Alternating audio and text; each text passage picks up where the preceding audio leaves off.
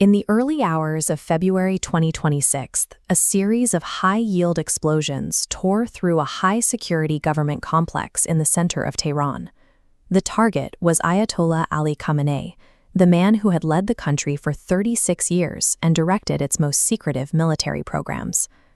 For decades, Israel and the US had been locked in a cycle of sabotage and rebuilding. Striking nuclear sites or eliminating individual scientists only slowed the program. To end it, they concluded they had to remove the man responsible for its persistence. But reaching him was a task that had resisted every intelligence attempt for nearly 4 decades. His protection relied on a multi-layered security apparatus that evolved alongside every new threat. His headquarters, the Pasteur Street Compound, spanned 30 acres in the heart of the capital. It was protected by 3 concentric rings of elite security forces, each reporting only to the supreme leader himself. The real defense was beneath the surface. A 5-kilometer tunnel network connected the compound to 8 separate exit points disguised as ordinary buildings. For the most severe threats, he could relocate to the Lavazan bunker, buried so deep the elevator ride down takes 5 minutes. This forced a high-stakes calculation. If a strike failed to kill him on the first attempt, he would likely retreat to the Lavazan fortress indefinitely, ending any chance of a second opening. To bypass the perimeter, intelligence agencies turned to space. Israeli Ofek satellites monitored the compound for the slightest physical changes, while US Orion satellites intercepted the encrypted signals traveling between Iranian commanders. This data flowed directly to Pine Gap, a joint surveillance facility in the Australian desert, where analysts decoded walkie-talkie orders and satellite phone calls in real time. On the ground, Israel's Unit 8200 exploited a remote code execution bug in the Chinese-made security cameras used throughout Tehran. This allowed them to hijack the live feeds of the cameras meant to protect the compound. This fusion of orbital and cyber tracking turned the compound's outer defenses into a transparent, observable grid for analysts thousands of miles away. Local assets, including maintenance staff and cleaners with access to the compound, monitored trash and installed Pegasus spyware on the devices of guards and drivers. These billions of data points were fed into an AI system designed to build a pattern of life for the inner circle.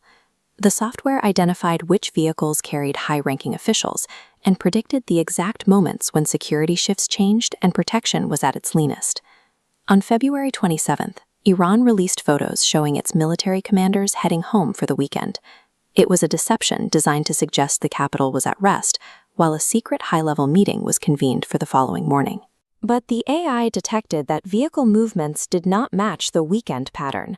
It confirmed the presence of senior leaders at the shallower Pasteur compound, identifying a 12-minute window when they would all be in one vulnerable room.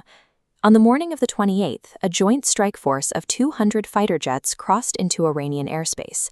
To bypass the S-300 and Bavar 373 air defense batteries, Israel activated dormant supply chain malware. Command centers lost contact with their field units, and radar screens throughout Tehran went blank. They deployed Blue Sparrow missiles, exiting the atmosphere before plunging straight down at hypersonic speeds. This trajectory makes them nearly impossible for radar to intercept. For the reinforced structures, they used GBU-28 bunker busters. These munitions have an incredibly narrow profile, designed to minimize resistance as they penetrate the earth. Using precision laser guidance and delayed fuses, the bombs punched through 6 meters of reinforced concrete, waiting to detonate until they reached the specific subterranean room where the meeting was being held. Exactly 30 munitions hit the target, demonstrating that even the most reinforced physical defenses cannot survive a system capable of placing high-yield payloads into a specific underground room. The strike decapitated the state's operational leadership. Killed alongside Khamenei were his top military advisors and commanders, including Major General Mohammad Pakpour. Immediately after the explosions, a religious calendar app used by millions of Iranians was compromised.